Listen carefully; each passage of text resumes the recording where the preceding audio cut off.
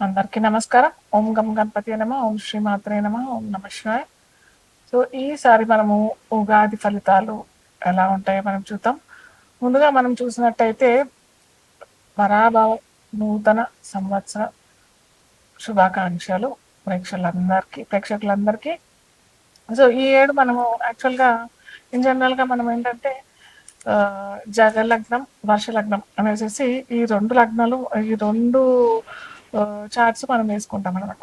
So, ఈ రెండిట్లో మనకి ఇది 2 ఈ 2 చక్రాలు మనకి దేశగోచారానికి సంబంధించినదే. అంటే దేశం ఎలా ఉంటది, మన రాష్ట్రం ఎలా ఉంటది, రాష్ట్రంలో ఉన్న ప్రజలకి, అటు నాయకులకి ఎలాంటి సత్సంబంధాలు కలుగుతాయి, మనము ఎలా ఉండబోతాము ఈ ఈ సంవత్సరం మొత్తం. అలాగే వర్షాలు ఎలా పడతాయి, పంటలు ఎలా పండుతాయి, ఏ పంటకి విపరీతమైన పంట లభిస్తుంది.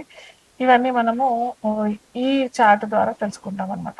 సో, ఇక్కడ మనం చూసినట్టయితే ఇది మనకి ఈ యాక్చువల్లీ యుగాది అని అంటాం. కానీ పోను రాను అది ఉగాది అయిపోయింది యాక్చువల్‌గా పలకడం. సో, ఇక్కడ అది పెద్ద స్టోరీ. ఈ ఉగాది ఎట్లకయింది అన్నది పెద్ద స్టోరీ. అది పక్కన పెడితే మనము ఈ జకలగ్న చార్ట్ చూసినట్టయితే వర్ష లగ్నం చార్ట్ చూసినట్టయితే మనకి వర్ష లగ్నాధిపతి అయిన ఆహ్, గురువు అంటే మీన లగ్నంలో పడబోతుంది. మనకి ఆ టైంలో మనకి ఉగాది అనేది స్టార్ట్ అవుతది. సో, ఈ లగ్నాధిపతి అయిన గురువు కూడా మిథునంలో అంటే చతుర్థంలో ఉన్నాడు కాబట్టి ఈ సంవత్సరం మనందరికీ సస్యశ్యామలంగా సిరి సంపదలతో ప్రజలందరూ హాయిగా తులతూగుతారని చెప్పొచ్చు. అయితే ఇక్కడ మనకి రాజు, మంత్రి ఇవన్నీ కూడా చూస్తామన్నమాట. రాజు ఇక్కడ ఎవరయ్యారు అంటే గురువయ్యారు. అలాగే మంత్రి ఎవరు అని అంటే కూడా కుజుడు. ఇక్కడ రాజుకి, గురువుకి అంటే గురువుకి, కుజుడికి సత్సంబంధాలు, స్నేహితులుగా ఉంటారు కాబట్టి ఖచ్చితంగా వీరిరువురి కలయిక చాలా మంచి లాభాలుతో కూడుతూ అలాగే ఏమంటారు ఆహ్, వేరే కంట్రీస్‌తో కూడా సత్సంబంధాలు ఏర్పాటు చేసుకొని ఉన్నతమైన ఏమంటారు కంపెనీస్ ఇవన్నీ రావటము మన రాష్ట్రంలో అయినా, మన దేశంలో అయినా రావటానికి మంత్రి సలహా ద్వారా గురువు వాటిని అమలుపరచడం జరుగుతూ ఉంటదనమాట. అలాగే ఇక్కడ సేనాధిపతి చంద్రుడయ్యాడు. చంద్రుడేంటంటే ఒక తల్లి స్వభావం కలిగిన వాడు. ఒక తల్లి స్వభావం కలిగిన సైన్యాధ్యక్షుడైతే ఎలా ఉంటది, కొద్దిగా మృదు స్వభావంతో కలిగి ఉంటుంది కాబట్టి ఈ కొన్ని అరాచకాలు, ఉపద్రవాలు లోపలే ప్రజలకి ప్లస్ ఈ చోరులకి ఇలాంటివన్నీ ఎక్కువ అవుతుంది కాబట్టి ఇది కంట్రోల్ చేయలేని స్థితిలో చంద్రుడు ఉంటాడు కాబట్టి కొద్దిగా అలాంటి సంఘటనలు జరిగే అవకాశాలు ఈ దేశగోచారంలో మనం చూస్తూ ఉంటాం అనమాట. అలాగే సస్యాధిపతి గురువు అవుతాడు. సస్యాధిపతి ఎప్పుడైతే గురువు అవుతాడనంటే పంటలు మంచిగా విపరీతంగా హాయిగా చక్కగా పండుతాయి.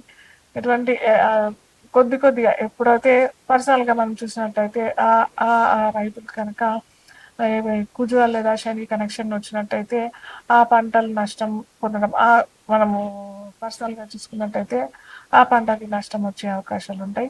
కాకపోతే ఈసారి కందులు విపరీతంగా పండే అవకాశము, శనగలు కూడా విపరీతంగా పండే అవకాశం ఇలాంటివన్నీ ఉంటాయన్నమాట.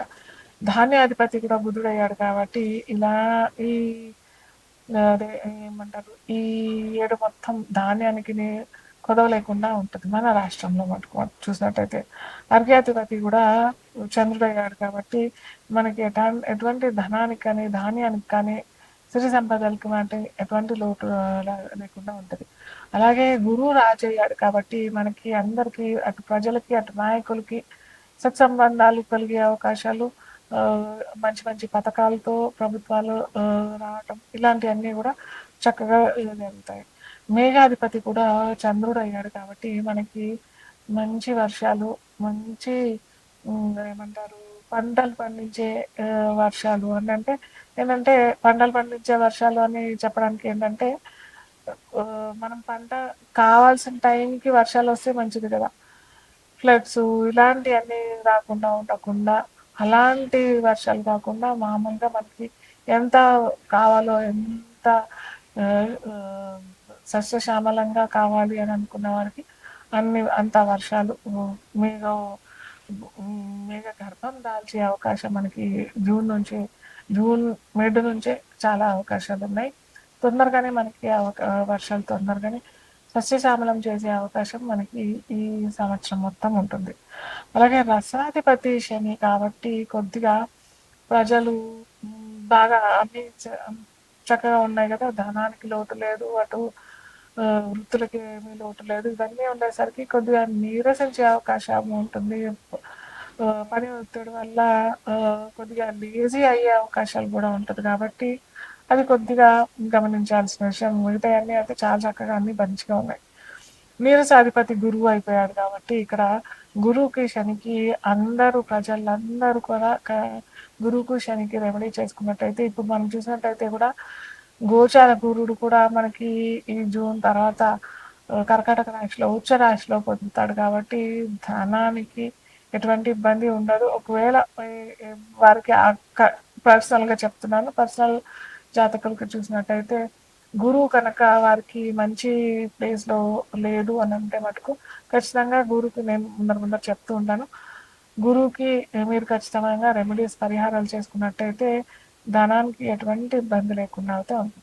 మిథున రాశి వారికి ఏంటంటే ఆదాయం 8, వ్యయం 11 వచ్చింది. రాజపూజ్యం 1, అవమానం 7. ఇక్కడ వీరికి బాగా చూసుకోవాల్సిన విషయం ఏంటంటే ఆదాయం ఖచ్చితంగా ఆదాయంకి వ్యయానికి వ్యత్యాసం వచ్చింది. అలాగే బాగా వ్యత్యాసం వచ్చిందంటే రాజపూజ్యం 1, 7 అవమానం వచ్చేసింది కాబట్టి ఖచ్చితంగా వీరు ఈ మిథున రాశి వారు రాశ్యాధిపతి బుధుడు. సో ఖచ్చితంగా వీరు ప్రతి బుధవారం వినాయకుడు ఆరాధన చేయాలి. లేదా విష్ణు సహస్రనామ పారాయణం అట్లీస్ట్ మీరు రోజు రెగ్యులర్‌గా చేసుకోకపోయినా కానీ బుధవారాలైనా చేసుకోవడానికి ప్రయత్నం చేయండి. అలాగే ఇది చాలా చిన్న రెమెడీ కొద్దిగా డిఫరెంట్‌గా అనిపించవచ్చు మీకు. కానీ ఇది బాగా వర్కౌట్ అవుతది. తమలపాకులు 32 తమలపాకులు తీసుకోండి. 32 తమలపాకులు తీసుకొని మీ గుమ్మం మీ గుమ్మానికి కడతాం కదా! మనం మామిడాకులు కడతాం కదా! ఆ విధంగా తమలపాకులు కనుక మనం ఏ విధంగా మామిడాకులు సేమ్ అలాగే తోడుమ ముందర వచ్చేస్తదో సేమ్ అలాగే 32 తమలపాకులు తీసుకొని బుధవారం తోరణంలాగా కట్టండి. చాలా అద్భుత ఫలితాలైతే వస్తాయి.